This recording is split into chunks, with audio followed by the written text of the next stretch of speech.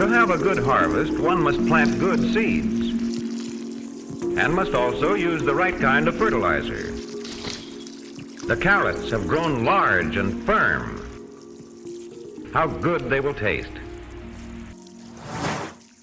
Well, good morning, everybody, and welcome to the Backyard Gardens podcast. And I'm speaking specifically to all you gardeners and homesteaders out there. Thank you so much for joining us as we embark on a mission to get to spring. You know what? I think, Batavia, at this point, it's already planting season, don't you? To some extent. I mean, that's what we've been saying for the last 2 months, so it better be planting season. Planting. Team. Oh, here we go again. I know. P-L-A-N-T. I remember we did that in the titles, and people were like, is that a code? I'm like, no, it's just because we can't understand what we're saying. But it's, I think it's almost across the entire country. We should be if you're not planting at this point, should be getting very close. And we want to focus on something that I love and hate. That's containers. Can be just I have a very mixed relationship with them. I know you do. Yeah, you know me too well. That freaks me out. But what I do want to say before we get started, everybody, is we have opened up our seed store on Etsy, which is where it's at for right now. You can get a link below if you want to check that out and to help support the show. Get yourself some seeds. They're all direct sowable and they're handpicked by us by varieties that we have grown and love in our gardens. So check it out, everybody. We'd be glad to send you some seeds. And if they go well this year and everybody buys seeds, not everybody, but you know what I mean, we will expand into all the other tomatoes and peppers and stuff like that. But this is a very measured approach. So thank you, everybody, for your support. And also become a subscriber or a patron if you'd like as well. Link is below, or you can find it through your podcast app. Okay, now that that's out of the way, I feel like I get out of breath easily when I do that these days. What does that say? Containers. I don't know. What is your thoughts about containers in the spring? So I think that spring, fall, summer, that's the order that I believe containers are the most successful in the garden. In your garden? In the garden. Oh, you're making a broad statement. A broad statement for anyone that has. This is not like you. I know it isn't. We talked about this the other day. This is not New Year, New Me, but I'm taking a step out there. Oh my. I'm not sure how long it's going to last. Let's move on to the next subject before I start backtracking. No, yeah. I mean, I think that, and I can, as we chat here, I can explain why, but I think spring, you'll get the most success out of your containers. Fall is the next time. There's a theme there, clearly. And then summer, you can't have success, but I put that, if I have to order them, as the third most successful time out of 3 successful times. And I think it's just basically the coolness. So the broad statement is for anyone that experiences cool weather in spring, cool weather in fall, and their hottest weather in summer. I don't know if I necessarily agree with you, but I'm going to have to think about it for about 5 minutes while we do the show, and we'll have to revisit it because I need to reevaluate everything. And speaking of, again, what we talked about, and I don't normally do, I'm right. Oh, my. Oh, my. Oh, my. I like this new Batavia. No, we're not crowning her new Batavia yet. Yeah. Oh, I just did. Because this is Old Ben. No, the one thing I will say though, I'm not totally sold on your matter of fact statement that you made, but one thing I will say is that spring containers are not as sexy as summer containers. So they're just lower grown plants. You know what I mean? It's just not like, wow, look at what you got. So are you being influenced by the idea of like all of the flowers that pour out of containers? Is that mixed into your thought there? Think about the beautiful flower arrangements in the summer. No, this is like I said earlier, this is Old Ben. That doesn't affect me. I'm talking about like a tall tomato plant hanging out of a container or something like that. I think it's the flowers. You just don't realize it. No, I'm joking about that part. Oh, here we go. Okay, I take back my statement about New Batavia, everybody. No.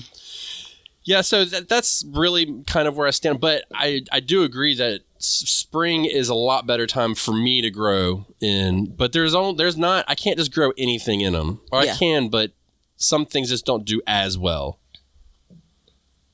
Agreed. I mean, I think some things do better. It's a flip of the same statement. Yep. So I guess we're going to kind of focus on, well, unlike the last episode, we're going to try and stay like right on track, and we're going to try and focus on what is really what we think the best container vegetables are for spring. Have you tried a lot of different spring vegetables? I have. In containers? Oh, what have you tried? I have. So I've tried carrots, lettuce. I've tried bok choy, kale. I've tried mustards. I've tried spinach. I'm sure I said lettuce already. Yeah. I've tried cabbage. We all know that you've tried lettuce in there.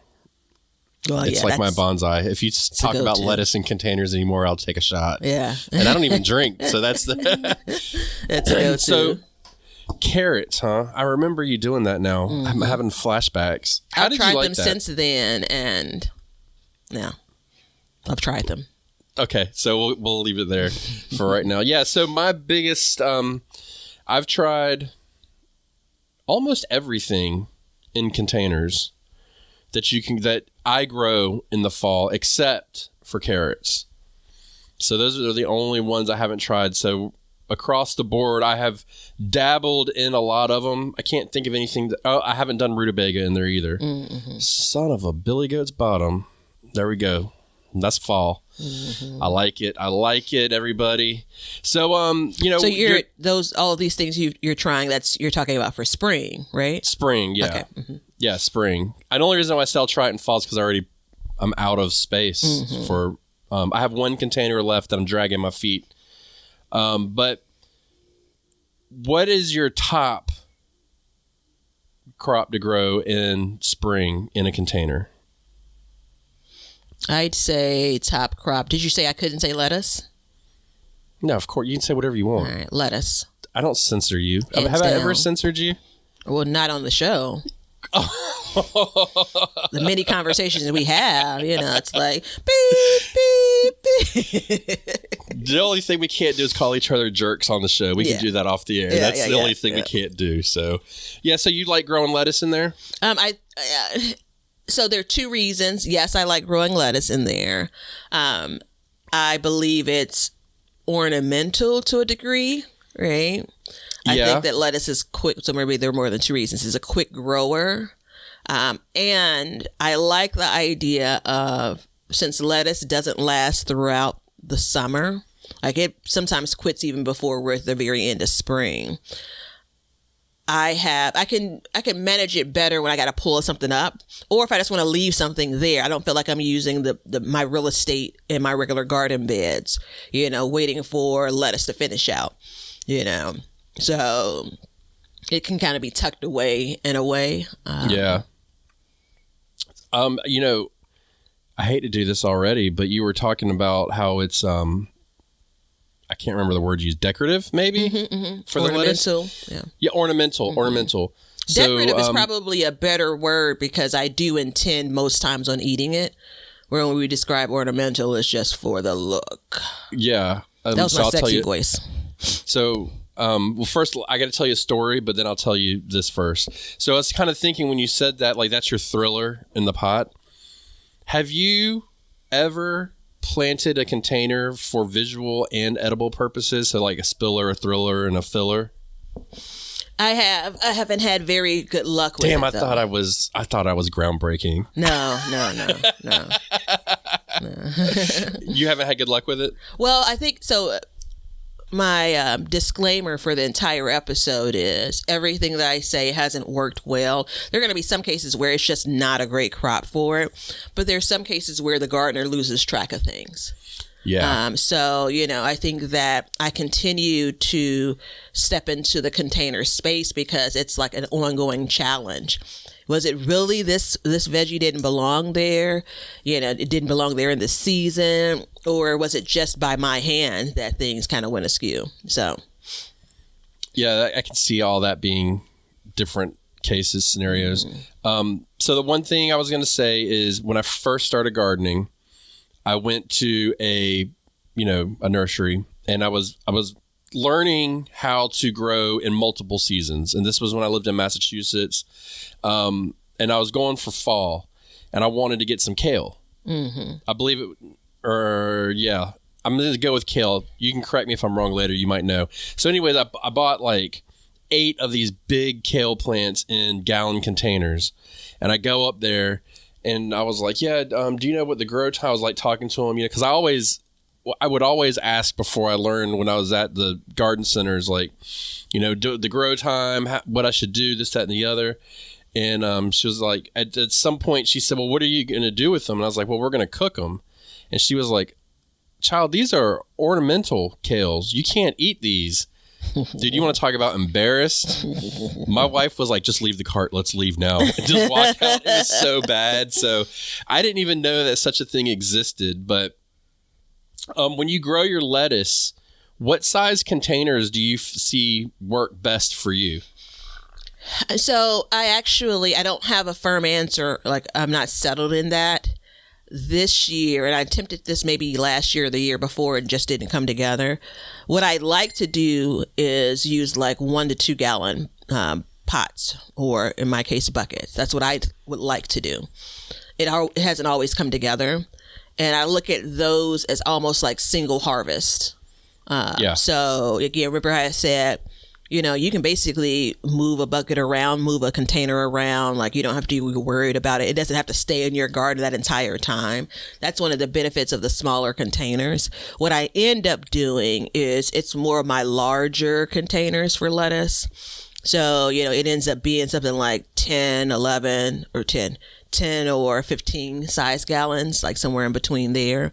The great thing about lettuce is if you get one lettuce plant, you could almost plant it in anything. Yeah, you really can. I mean, the roots don't get that big. And we know that lettuce, like some of the other veggies we'll talk about, you can harvest it at any state. You could harvest it at the baby lettuce state that young Ben loves. You like pushing my buttons. So my favorite has changed as of this year. I typically had grown a certain thing, and I will mention it later in the show, but my new favorite, believe it or not, is a radish. I grew radishes in pot for the first time this year. Just, trying to stay along with like crop rotation, stuff like that in the container. And I put them in there and I just let them grow. Man, I got the biggest radishes I've ever gotten in my life. It was the early Scarlet Globe radish, which is the same one we have in our store on Etsy, link below. And that's one of the reasons why I picked that one, because I think when we were picking seeds, potatoes, like, I don't care about radishes, you pick. And I love to grow radishes. I think they're easy, quick crops to grow. But when I pulled it out, I mean, it was like, I don't know how to give you, it was almost the size of your cell phone. Almost. Maybe like half of your cell phone. You know what I mean? It was way bigger than I had anticipated. What I did, and I think the reason why is, first of all, I gave it a little bit more space, but because I planted it in the container, I could give the seed more, it was easier for me to like visually see how much space I was putting in, and I could control. So I didn't do a whole lot of watering in it, because this was in the fall, but the other container that I have empty is actually for radishes as well. But the container didn't have to be watered as much. And I think that just just created this perfect storm in it. But like I use, and the size pots that I have now, I've graduated. Last year I tried to do stuff in like gallon pots, and a lot of things did not work well. My thought process just wasn't there. So what I did is I found some like the big tree pots that you can get. I found them on the side of the road, and that's what I used. And I got a full harvest out of them, and I also was able to like pull the big ones, leave the other ones behind just like normal, but it wasn't taking up valuable space in my garden. So it worked out really good. So that is, as of right now, that has become my favorite, and I want to continue to do that next year. And I may, as we get into the next seasons where we can plant these, I may just put all of my radishes in pots next year and just see how that works for me. So that was really fun. Yeah, I'll stick with fun. I'm glad to hear that. The early, and I absolutely said, I don't care about which radish you select, but early scallop is one that early scarlet is one that I've grown. I've grown it in the fall and had great success with like true, like I think it's something like 25 or 29 days or something it quotes, like that actually coming to fruition. So I was super impressed by that. I actually have a version of a garden plan for this year, radishes in a container. And my logic there was it's a quick turn. Right. So it's a quick turn. It's not a hungry vegetable. So I could get that container worked up for the season, get those radishes in, harvest them, and basically get ready to plant for summer in that same container. Yeah. So it's a pretty good selection. Favorite? I mean, you're really pushing it for me. I'm not going to flip here. But, obviously I accept it as your favorite. It wouldn't have been my favorite until I pulled out that giant radish, and I was like, holy crap. When I would be taking 10 for a meal, now I'm taking 4. That kind of changed my mind. Now, I'm sure I could get the same results out of my... Well, let me rephrase that. Thinking about a container and the fact that a container can warm more significantly faster than a raised bed or in ground, that may have helped push that growth sooner too. So there could be that aspect of it. Okay. So there's a lot of moving parts to it, but yeah, I enjoyed it. I guess my reasoning is it was just fun for me. It was fun to see like, wow, I can get like a really big radish out of here. And that's not usually my purpose, but it wasn't real woody or anything like that. It just tasted like a radish. It wasn't too spicy. Yeah. No. I haven't gotten a lot of spicy radishes this year. Yeah, I mean, that's like everything to do with timing for me. So I'll add radish to the list. Okay. So my next one is, and I know you're going to love this, and that's pure sarcasm for anyone that's new here. Potatoes.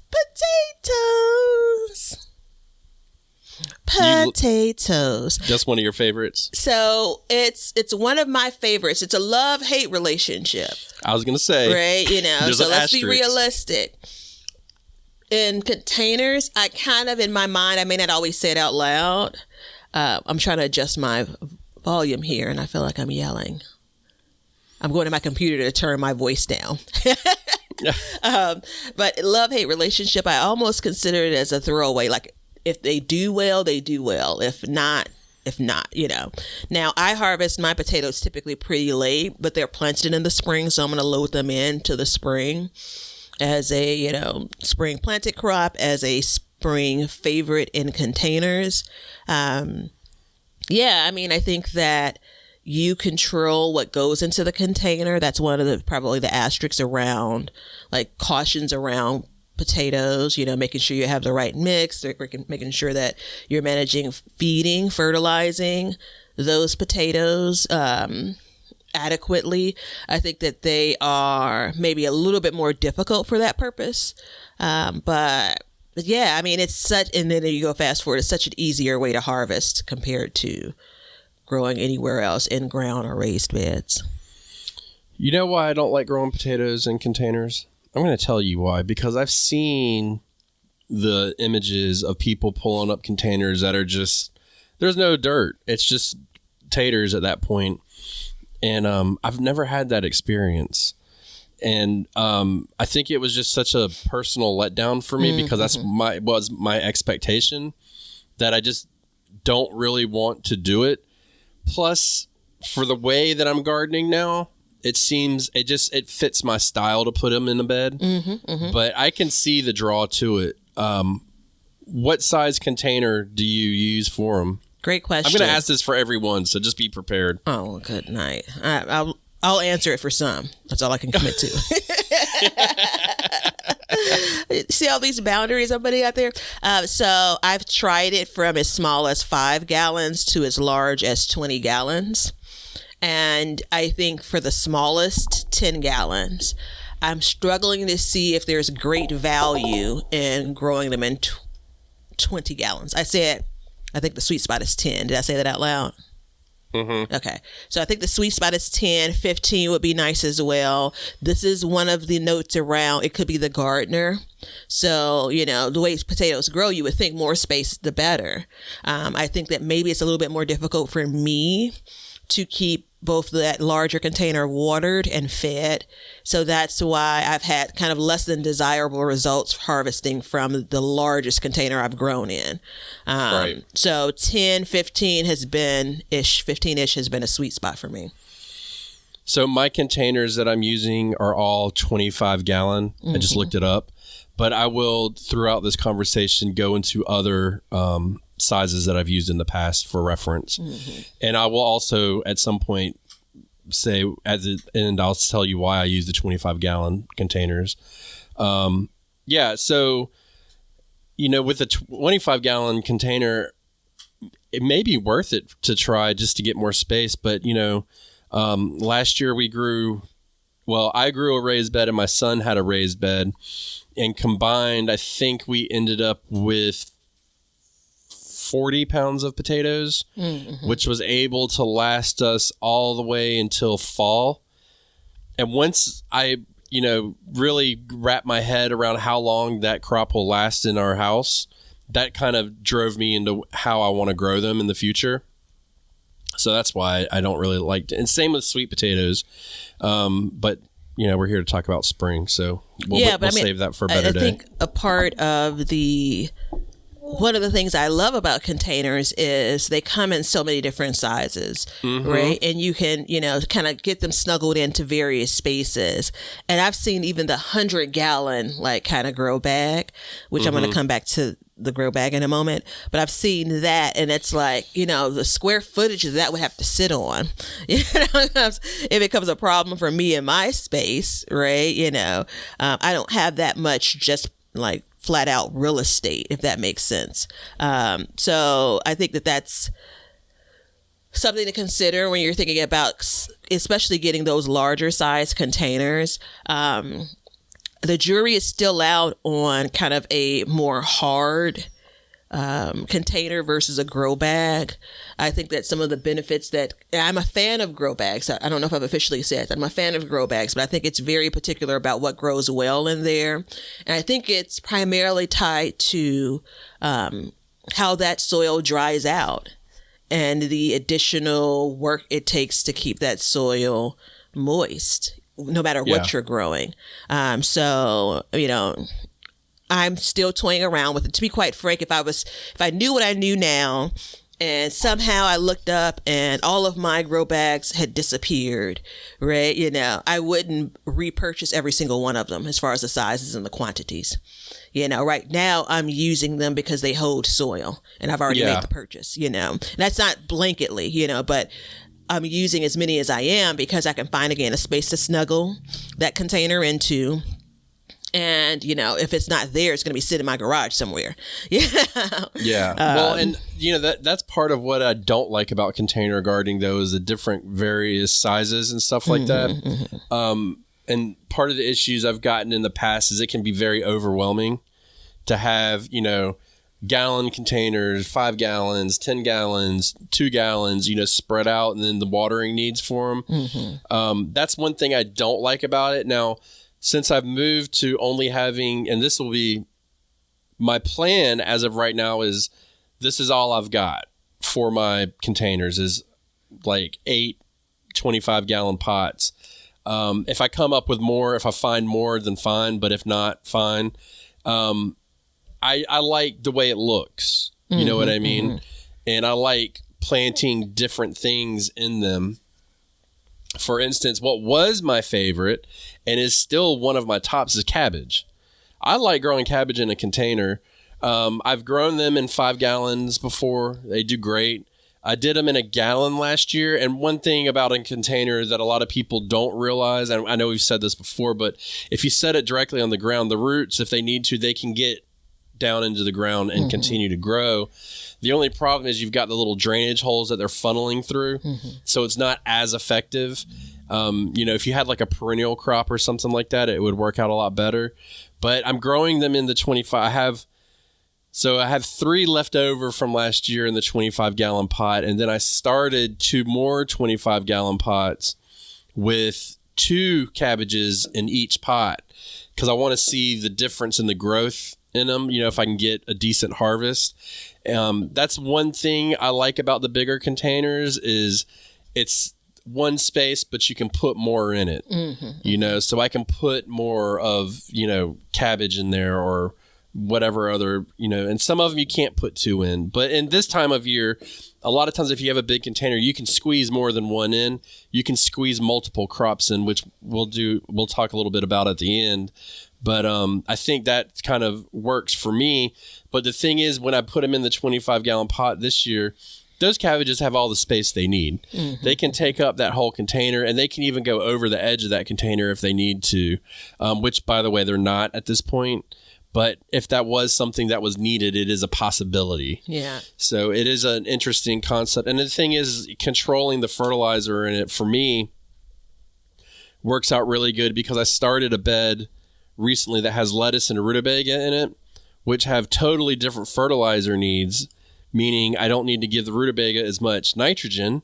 So if I give it too much nitrogen, I won't get round roots. I'll get pointy, long roots. And so balancing that may be a little bit difficult, but I'm willing to take that on.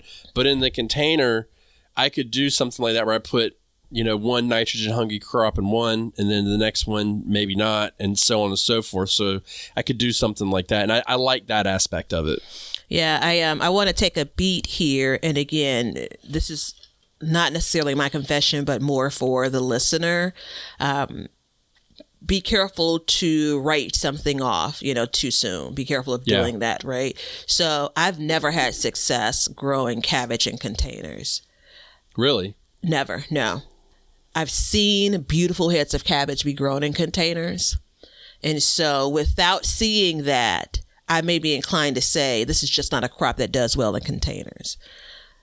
I believe the trouble I've had is a combination of planting time. Now, we know I can plant cabbage in my regular beds late, right? Planting time, variety, and it comes back to how well of a job do I do primarily with keeping things watered when it comes to cabbage. So I could, if all goes well, I'll have a lot of cabbage starts.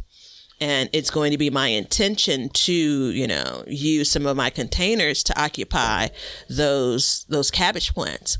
And it's one of those things where I'm going to be a bit more intentional this year to see how they grow. I have a few different varieties that I'm trying as well, so I could have stopped growing them in containers a couple of years ago based on my own experience, but I can see that they can be successful in containers. And that's actually a crop. I'd love for that to be my favorite in containers, just based on the time it takes. And it's a single, harvest crop in most cases. We know about the side shoots, Yeah. So most cases a single harvest crop. So I like the idea, because mine have gotten large in the past, of being, again, it's tucked away into this one little, container here versus covering a big part of my bed. So I'm going to do both this year. There are going to be some, in raised beds, but some in containers as well. And the one thing about containers too, size does matter. I will say this. I have in my garden, I've got that cattle panel, and you know how I built that like 1 foot across bed to just kind of put it in. I have grown plants in there that do not grow well, and I really and truly do believe that it is just not enough room for the roots to grow. And the reason why I bring that up, even though it's not really a container, it's the same idea, because it's really restricted. Last spring I had great peas. I mean, they were 7 feet tall coming out of that side, and then I go and I put pumpkins over there and nothing. I went and put tomatoes over there and nothing. Well, I mean, they grew, but they struggled. And so my thought process this year is, after like sitting back and just really looking at it, and it's like, well, what grew and what didn't grow and why? And it's like, okay, well, maybe it's got something to do with the root space. And it's the same with the container. Like, yeah, a gallon container will hold soil, but it may not necessarily hold enough for the crop. And so we got to be really careful. And that's why one of the reasons why I switched to the 25 gallon is because I basically don't have to worry about root size. The only thing I really need to worry about would be like overwatering them, because they just stay saturated. But even then, they're free draining. They have drainage holes, so it's not as big of a deal, but it is an issue.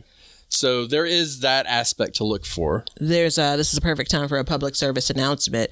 So a lot of our containers, if they're truly like a planter, they'll come with drainage holes. They still may not be large enough, or the quantity may not be enough for what we're really trying to do and grow in. So you may be thinking, well, as a default, just go bigger the better. But you just covered off on, remember I've said over and over, well, maybe I haven't kept it watered enough, right? So now let's talk about a bigger container, 25, 30 gallon container. That's a lot of soil to be watered and stay wet, you know? And so we know that no matter how many holes you add, drainage is not the same for a container as a well-drained raised bed or well-drained in-ground garden space, right? Those two are going to drain better than containers most times. So that's something to consider when what you're growing there, and how it manages with having wet feet, how often you're watering it, how, the tops of, just like your garden beds, the tops of your containers are going to be dry first.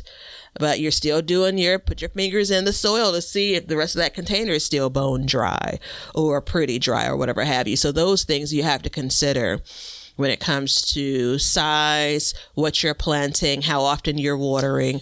There's also this piece, and I want to spend just a minute. Leonard Timey, on that comparison you did. I saw your video. So on Sandy Bottom Homestead, there is a video where young Ben talks about what he's planting for March. So I saw this. So as soon as you talked about that little space, I knew this is the space you were talking about, because you were talking about it in the video. Oh, okay. So as soon as you spoke of it in the podcast, I knew that was the connection. And I'm not convinced either of us have diagnosed what's happening in those spaces right. But I'm adding my evidence to your evidence. So remember my lovely, like 1.5 feet beds that are inside the trellis. And I've had success growing cabbage there. I'm growing garlic there now. I've had success growing other brassicas. My tomatoes have struggled, right? So I've equated it to the soil makeup. But it could be like you're describing, when you look at a container, does it have enough room to, and enough soil to get what it needs for those plants? There's also the search for nutrients, so it's not just the big root system. When you look at any container, tying it back together, what's that soil makeup? And does that, when that plant hunts, for nutrients, like, is it coming up dry? No pun intended. So all of these things matter, and a lot of it's trial and error. Yeah, it is. And I mean, it takes time unfortunately, it takes time to kind of figure it out. I do know that in, my experience, when I grew mostly in 5 gallon buckets, I definitely find that 5 to 10 gallons is really a sweet spot, as far as like enough root space. Now, watering needs and stuff like that can be a little bit more difficult. But the benefit too of using these bigger pots this year is I haven't really watered them much. Like, we get a good soaking rain and it seems to be enough. Like, I haven't had any wilting or anything like that. So the issue could be like covering them as we try to plant earlier. And that can be an issue because it's harder to cover individual pots and keep whatever you're covering off of the foliage of the plant. So that could be a complicated aspect, but I'm sure there's ways to work around everything. You just kind of got to, figure it out.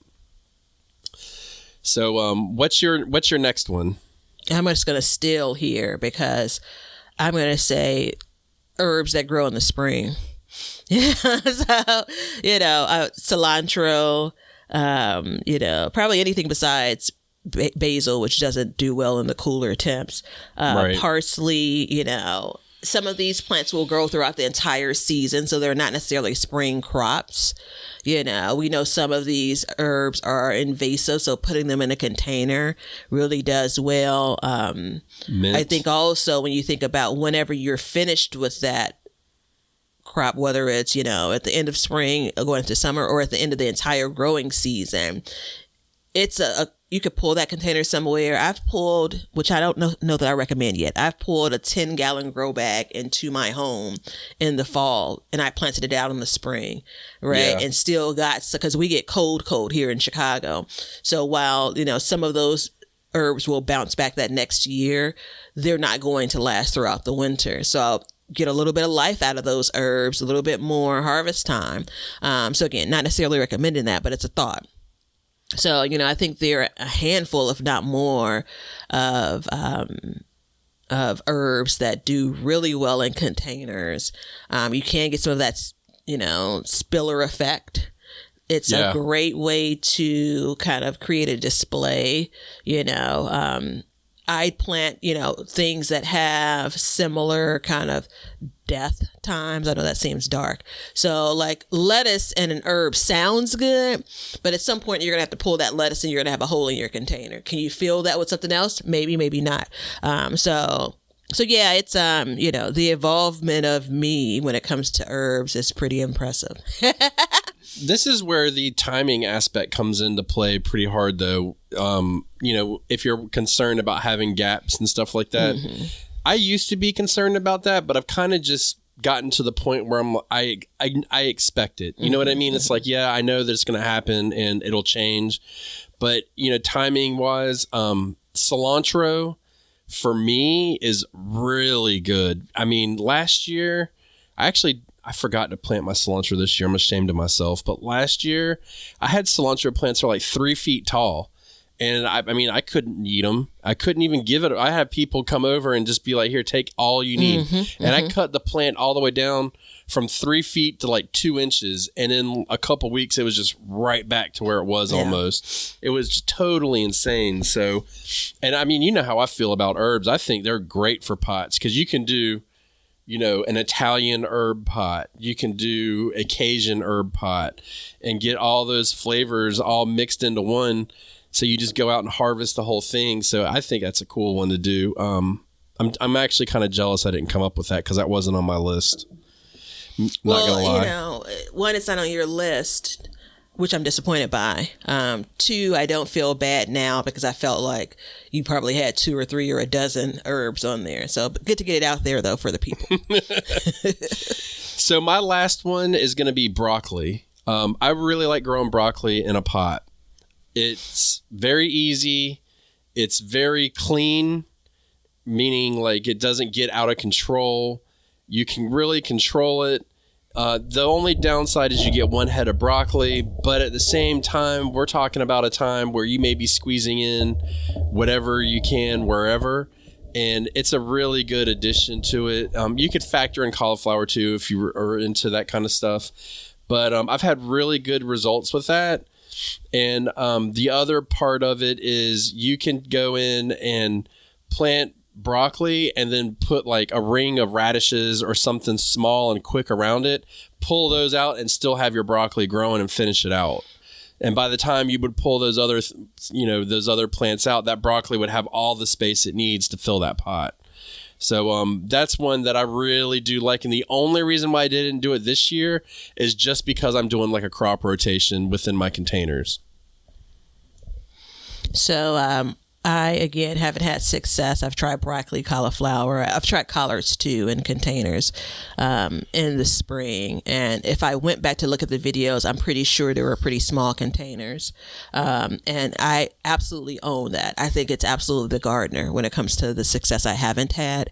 And I think that those broccolis and cauliflowers are really great, again, single harvest crops, and those two in particular grow more upright than something like a cabbage that grows a little bit wider. So your idea of adding some smaller things around it like radishes is a really good one. Add a little bit of interest, when you look at something growing, by the time you get those cauliflower plants and the broccoli plants kind of really up, you've probably already harvested those radishes even. Oh yeah. It takes, if you planted them all around the same time, you could almost do like two sowings of radishes in there. You'd be pushing it, but you could technically do that. So it's just a little design thing to it. I do want to say this though, because you said something about a public service announcement earlier. Same thing here. If you need help planting your containers, dude, the Planter app has got it covered. You can make in the Planter app spaces for containers. It's pretty cool. So what I do is I'll make like a box of the 4 square feet because mine are bigger. And then you go in and you can put a little circle in to denote that it is a container. And within my 4 blocks, I put in 4 square foot containers, and that way I can visually see it. So it's a great way to plan an entire container garden. It's not just meant for your gardens and your raised beds and in-ground beds. You can also do containers and keep track of everything. It'll even tell you the companions that you go in there. So it's the same aspect. It gives you the red dots, the green dots, companions, and combative plantings. It's just great for planting and planning, not planting.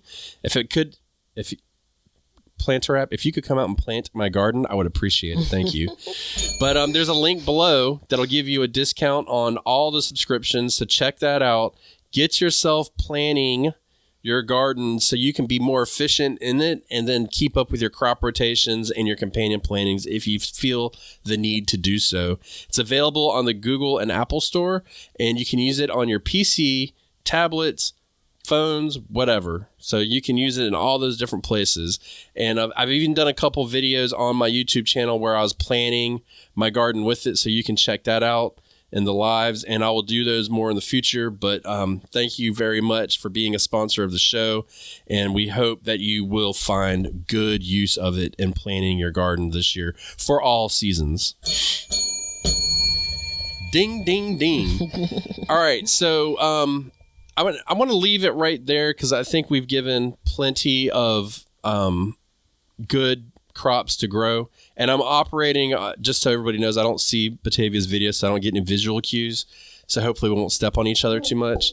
But as far as the big containers go, I started switching over to those for the watering purposes in the summertime. And the way it worked for me basically is I don't have to water as much, but I have to water them more in the, or less in the winter and more in the summer. So it kind of works out pretty good. Okay, so we've talked a lot about all the containers and planting grown. I think we've given enough. That's plenty to get started. I do want to just take a second and talk about the big containers that I'm using. The reason why I switched over to them is because in the summertime, I don't have to water as much. And it turns out in the wintertime, I really only have to water them like maybe 2 or 3 times. So that's really worked out well for me. Just as we move forward, I'm going to keep checking more and more. The only issue I have with them is I have to invest in a dolly to move them around. They weigh a couple 100 pounds, I'm sure. So, there is that aspect of it. But I know a lot of people use all kinds of containers, and the container army is very strong. So we know that. So, bless you guys for all that stuff. I do want to take a second too, before we get into the Spotify question today, which is a good one. I haven't told Batavia yet. She hates that. Her eyes rolling and everything. About decorating with vegetables in pots. We touched on that in the beginning, and I was thinking about it a little bit as we were speaking. What do you think about that? Like, what's a combination you may use in order to decorate with a larger pot? I may have gotten a little teary-eyed. So I am a firm believer of flowers and vegetables. I've become a firm believer of vegetables and herbs. So, it's that, what is it again? Thriller, Spiller. Spiller, Thriller, and Filler. Mm-hmm. And so I am one of my favorite flowers, not to be connected with, some of the controversy around a certain tomato, are snapdragons, right? And so they grow pretty tall. Almost all of the varieties I've come across, there are a bunch of varieties. And so that is something in my garden that can last throughout the season. So I love having that as kind of a centerpiece. I love the kind of ornamental spikes, as a centerpiece, and then planting around them. I think that it's quickly satisfying, meaning you can, in a lot of cases, start planting in containers before your beds are ready to be planted in. When the spring in particular, because again, I heard you say in a recent video, like, you're okay with your garden being green, and I believe that at the beginning there's a lot of life in that, and I'm just like, yeah, and then it's like, I need color. And so being able to use containers as decorations with food and other things combined, it's a win for me.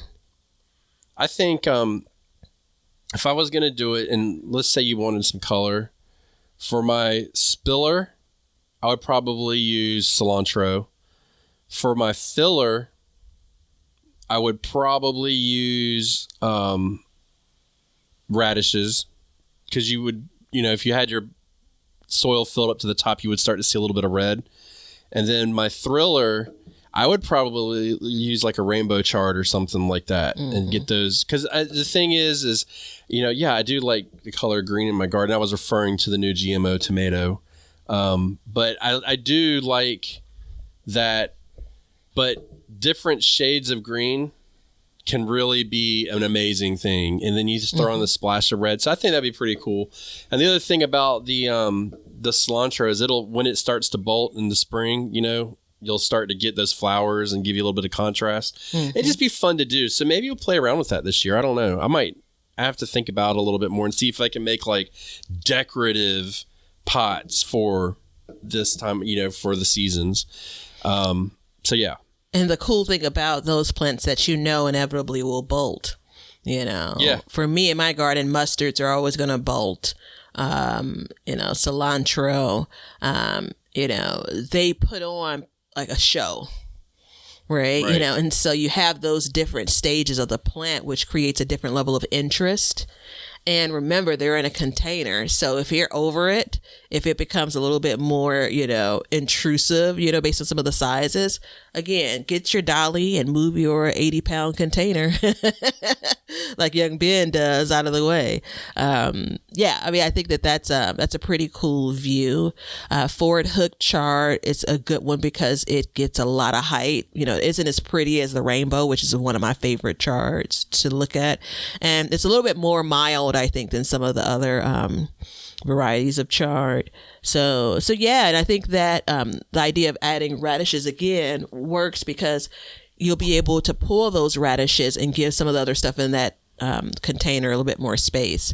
One other note I'm just going to add as a spiller, nasturtiums, hard stop. So putting those around the edge of a container. I can't grow nasturtiums. Oh yeah, I know. That's for them. I've never had luck. Yeah. So that's for Leonard and everyone else. That's for, you're falling on dead ears on that one if you're talking to me, but you can talk to everybody else about it. As I was. All right. Yeah. So since Batavia is talking to everybody else and not me, I think it's time for us to move on to the Spotify question of the day. So the question of the day, we have two that are good candidates, and I want to give you the option. Either way, we're going to answer both of them at some point. The next one will be the next show. But do you want to answer a funny, silly question or a serious question? Funny, silly. I knew you'd say that. So Kaylee asks, if it could exist naturally, what would your dream vegetable be? Mine would be a bright pink carrot with fluffy leaves. Isn't that fun? A bright pink carrot with fluffy leaves. Fluffy leaves.